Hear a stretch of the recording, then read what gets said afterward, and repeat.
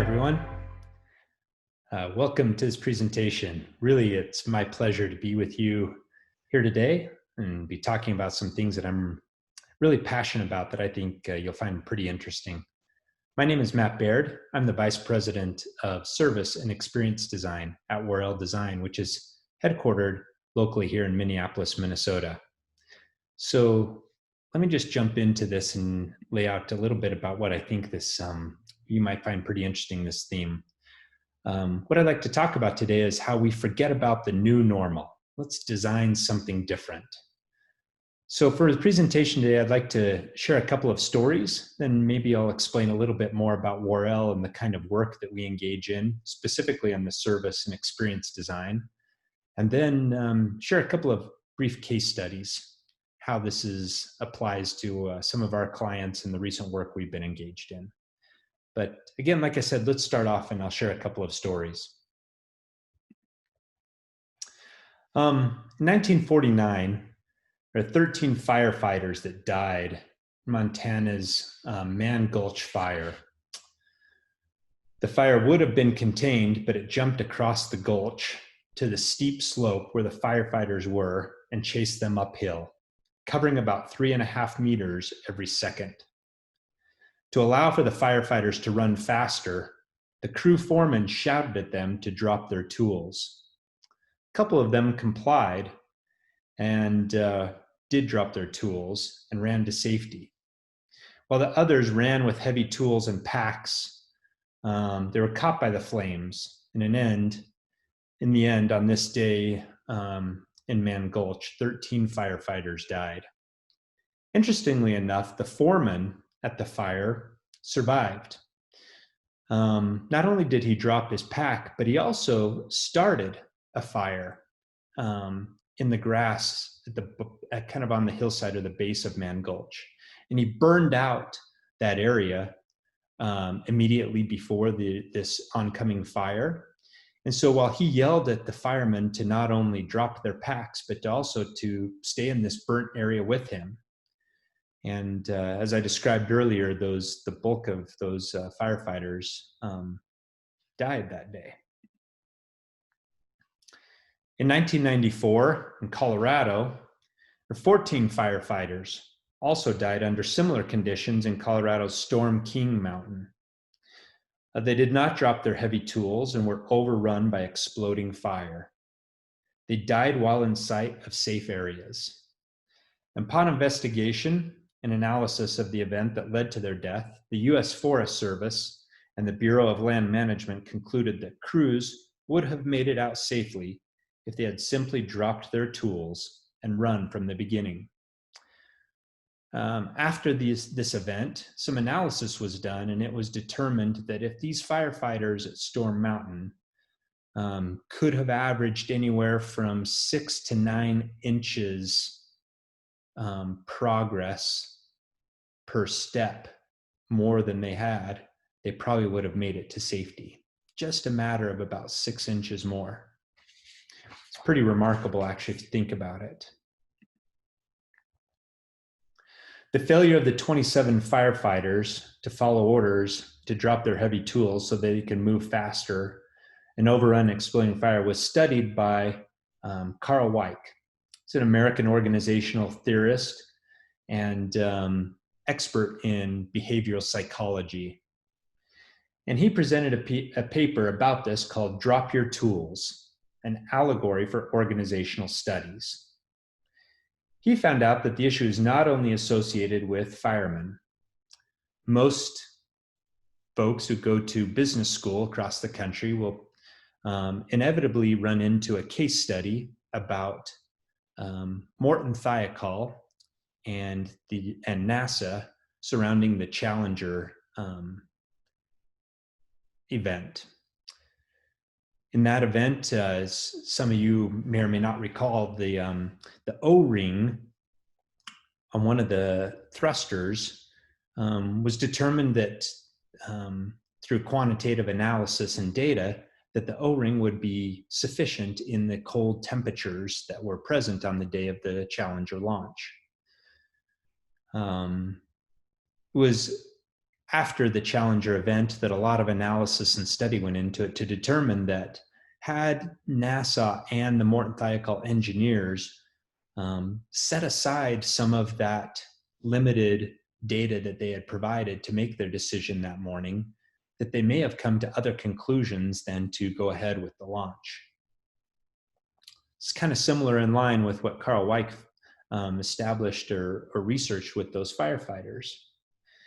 As I mentioned, he found out that there's similar situations that occur with Navy seamen who refuse to remove their steel-toe boots in the event of abandoning ship and subsequently drown. Fighter pilots who refused orders to eject. And even, I don't know if some of you know the story about Carl Wallenda, a high wire artist who fell to his death while still clutching his balance pole rather than the wire beneath him. I really like this quote. This is from Carl Weick's paper that he wrote. He said, dropping one's tools is a proxy for unlearning, for adaptation, and for flexibility. It is the very unwillingness of people to drop their tools that turns some of the dramas into tragedies.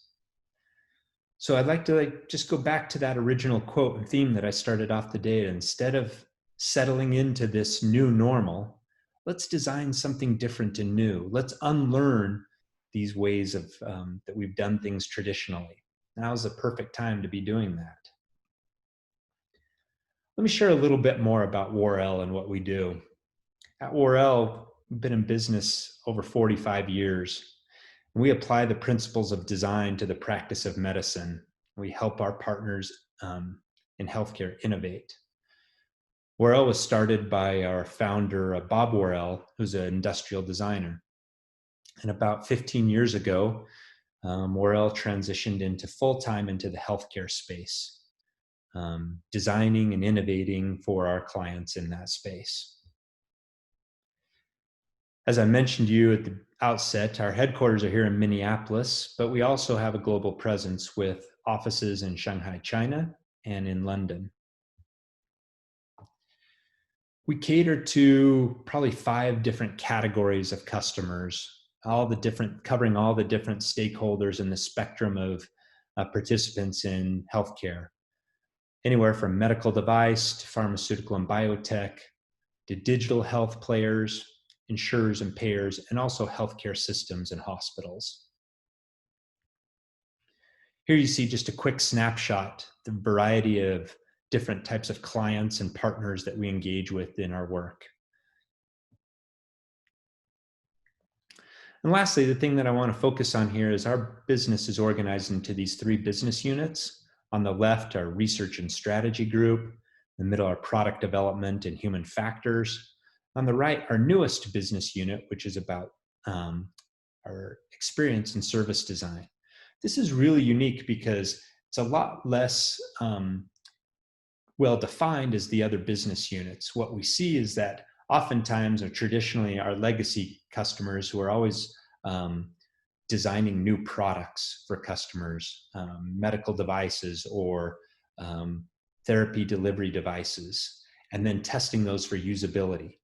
What we've seen recently is that as healthcare and our market in general start to transition, that our clients are looking for something beyond the product, how they can design new services for customers and stakeholders and really amplify and make a delightful experience.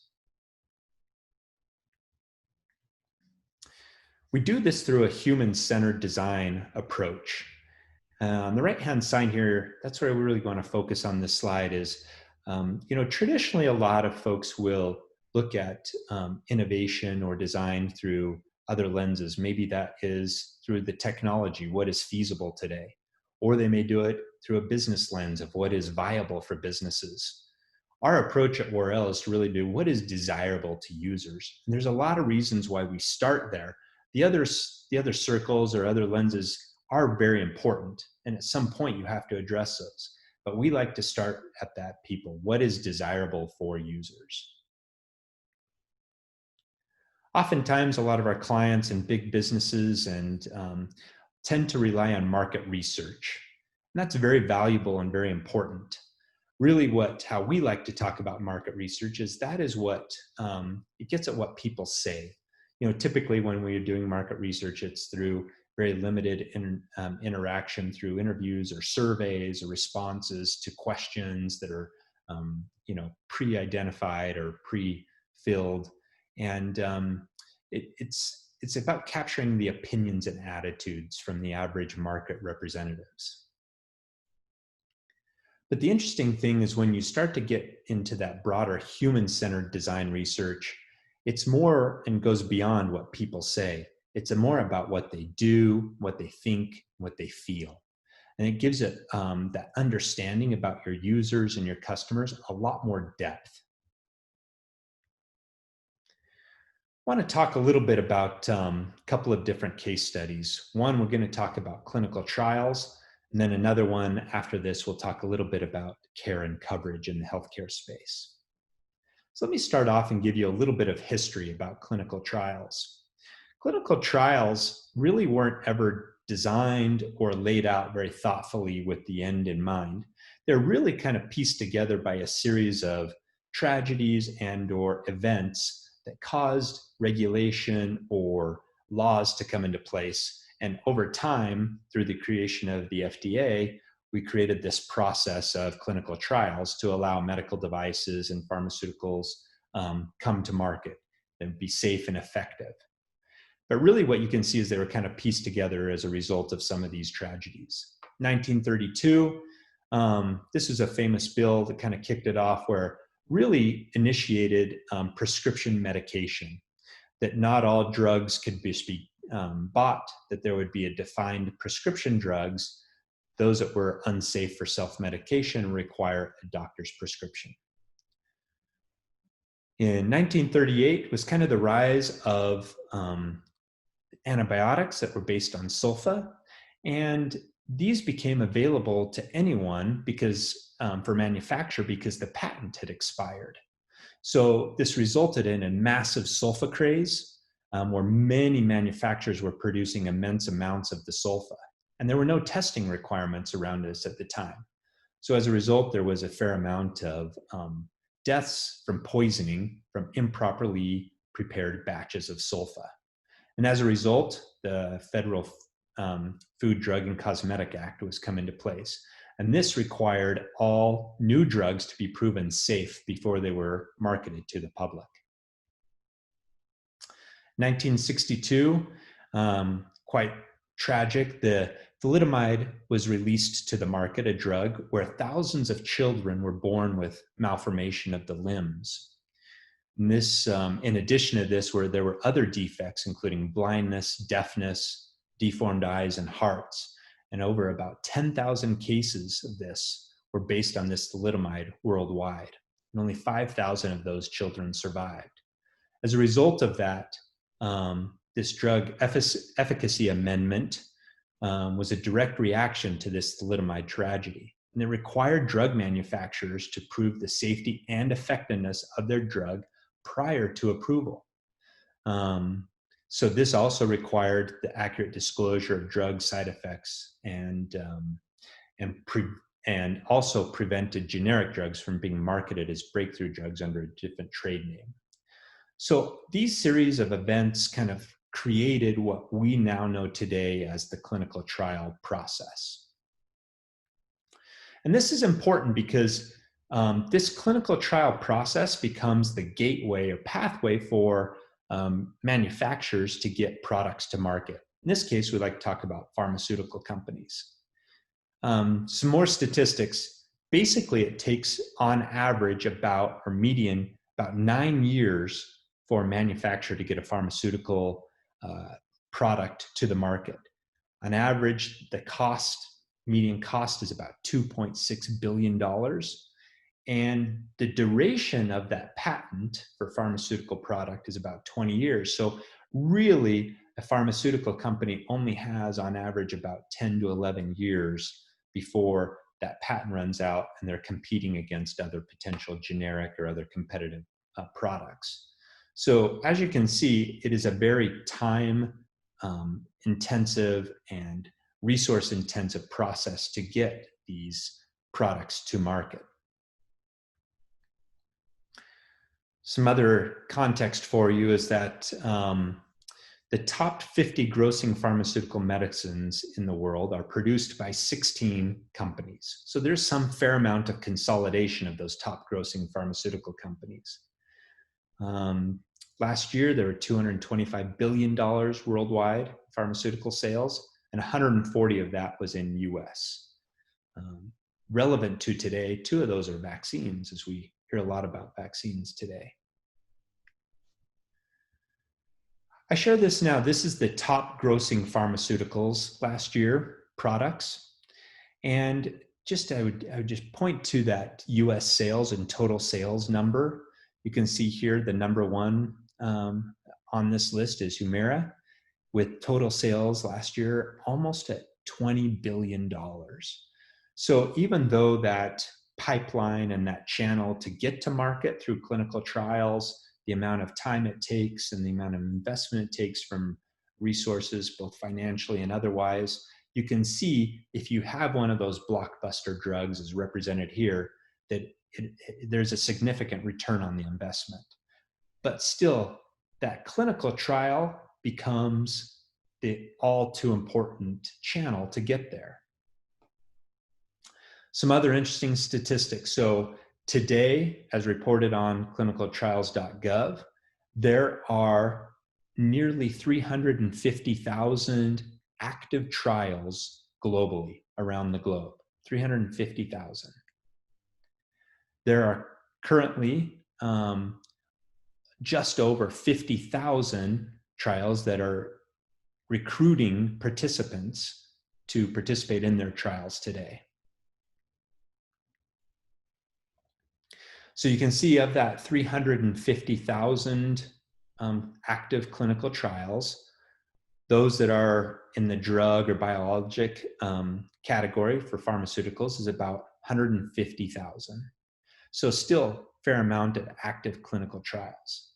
And if you think about that from a pharmaceutical company in a clinical trial, they're known as a sponsor, that becomes important because they are competing potentially against limited sites that will manage and maintain the clinical trials and participants who will actually be participating in those.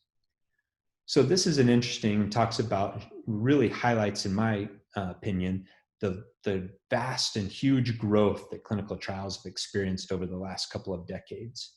You can see here, starting on the left-hand side of the chart, starting in 2000, there were that year 2,119 clinical trials that year.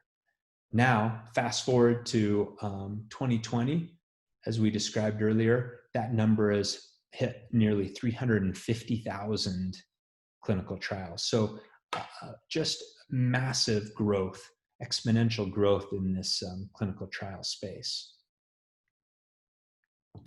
And the recent news blurbs, just to hit on this, so you start to see the scale of this. Federal spending on COVID-19 vaccine topping $9 billion already, and it's spread across 7 different companies. And you can see just below that there are currently over 3,000 studies found for COVID-19 that are active today. So a fair amount of work being done around this vaccine. So this presents a really interesting perspective because as you go back to the history of clinical trials, you recognize that clinical trials were not thoughtfully designed and laid out from a user perspective, not only from the drug manufacturer, but nor were they for the doctors and investigators who are conducting these trials, nor were they for the participants who are participating in them. So the challenge in this case study was like, how do we rehumanize the future of global clinical trial experiences, enabling them and allowing that through digital tools and services that meet stakeholders where they are. So the process that we engaged at Worrell, this human-centered design process, really began with us doing research and data collection. And the way that we could do this in a pre-COVID scenario was to go to the field to interview and talk with not only the doctors and investigators, but the clinical trial coordinators and the patients and their caregivers who are participating in the trials. The next step for us was to go back, if we had collected all of that data, both the primary sources and secondary, and to synthesize that and provide this data visualization to the teams, the core teams, and client who was participating in this project. And then through that synthesis, the output that comes out, we start to map the journey of the different stakeholders and participants through clinical trials. Here you can kind of see how that is represented. The different ups and downs through the different stages of a clinical trial represent the highs and lows of that from an experience of a participant, whether that be a patient and a care team, and even the other stakeholders involved. So you see that across the top, the different stages of the clinical trial, and across the bottom, what are mapped out and identified here are all the potential moments that matter for those stakeholders. We want to capture that is because then you can see where those potential highs and lows are occurring across the journey of the patient or participant and mapping those to those moments that matter. Also, when we could pull in this analogous research, so part of the secondary research was to go and investigate and research analogous companies or organizations who may not even be involved in clinical trials, but in other adjacent industries like the financial services or education or digital tools where they're really having successful engaging and improving the experience from a customer's perspective. And we pull that in for inspiration as we use that in our synthesis of the data. And from that, we create areas of opportunity and wireframe out what that experience, that new potential experience might be, and how it may be supplemented through different engagement, different physical settings, tools, and even digital tools as well. So that's what you see here is the start of that wireframing so that we could identify, and you see there also in blue where those moments that matter are kind of mapped across that. We could take that back to the customers or participants to have them to test that with them. Then the next stage is that we would create these different assets or concepts that would be coming out of that resonance testing.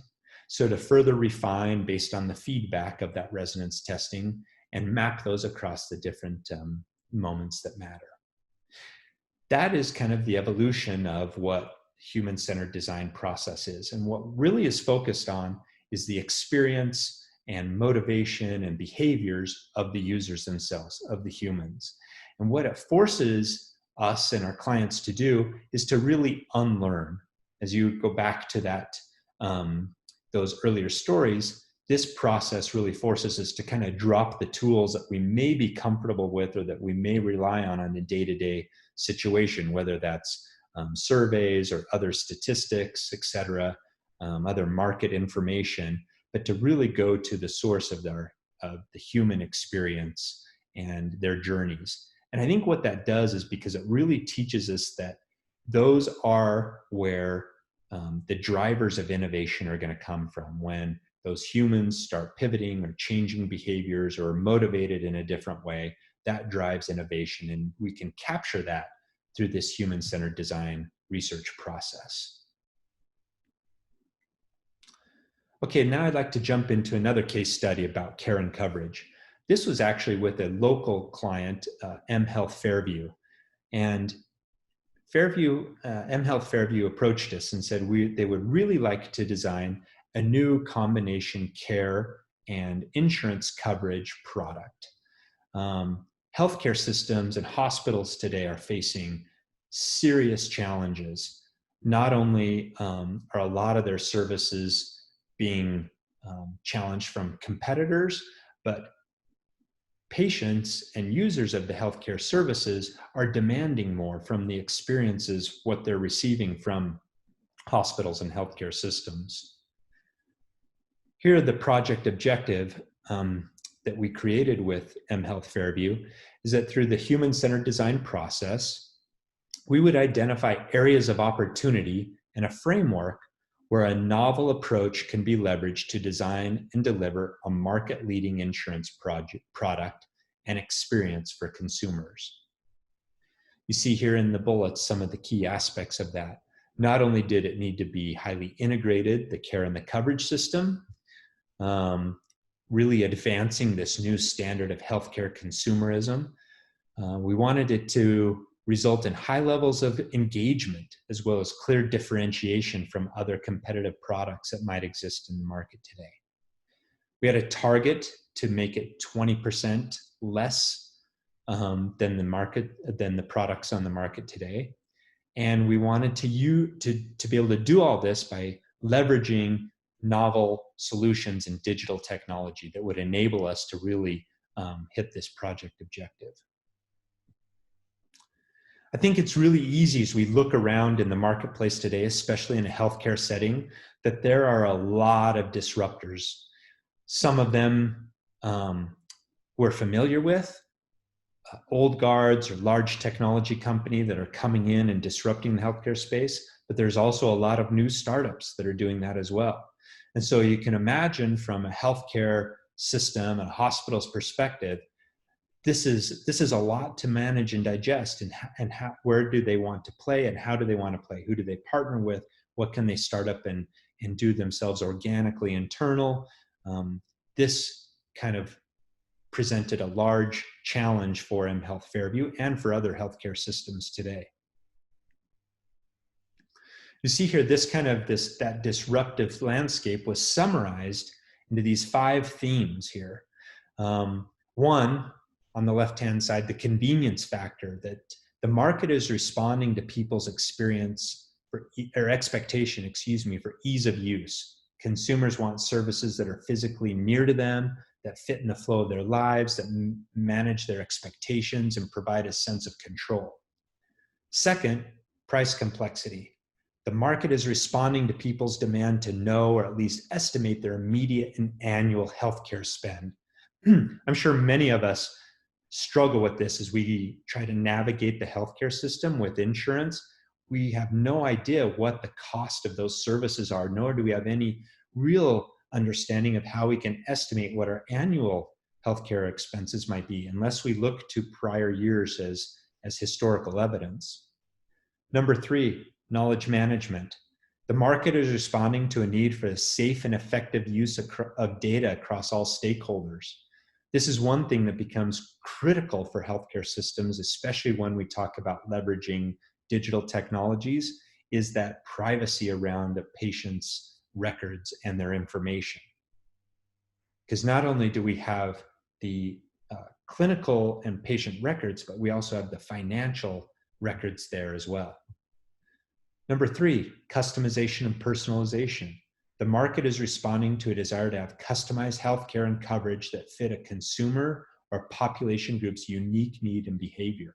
We see a lot of real interesting things and dynamics today in the marketplace, a lot around chronic diseases or care, and each individual is developing almost this expectation for customization and personalization of their healthcare and how it's delivered.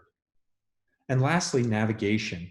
The market is responding to people's needs to help in making informed, both financial and well-being decisions about their healthcare needs. So if we look at that disruption landscape on the previous slide, we see a lot of those organizations are kind of popping up as a result of these gaps or what's occurring in the healthcare space today. So we did a very similar process to what I kind of highlighted in the clinical trials case study, where we, through the human-centered design approach, embedded ourselves in the different stakeholders of the care and coverage journey. We met with small and large employers, we met with caregivers, we met with insurance providers, brokers who sell insurance, but also most importantly, we met with the consumers and users of insurance products. And we went through this process of really mapping and synthesizing all the inputs, all those insights from our research. And we started to formulate some conceptual ideas. But in order to do that, we really wanted to highlight and be able to tell a story about those concepts and about those different moments that matter. And we developed these personas. And the idea was that not any one persona would highlight the differences or unique nuances of an individual's healthcare journey. So these 4 different personas allowed us to do that. We see on the left here, Monica, the policyholder. She's 44 years old. We see Terrence, her husband, dependent, and then Mia, dependent, and then Quincy, the 11-year-old boy. We used those different personas and mapped them across each of the 11 moments that matter, and we unpack those to highlight the key touch points throughout the plan year. So basically, if you think about an insurance plan, usually is spread out, or we think about it on an annual basis, because you have that either initiation or sign up point, or if you're already an existing member, that renewal point. And then you map out through the course of that annual year, what are those moments that potentially you could experience from a user's perspective. And we used those personas on the previous slide to map out through these different moments. We organized them in different stages or pillars as well. And that's what's captured here. So we've covered a lot today.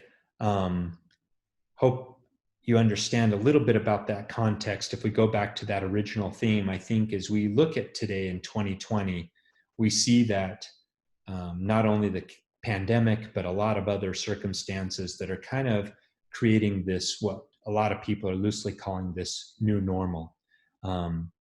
My advice and challenge to all of us is, let's drop our tools.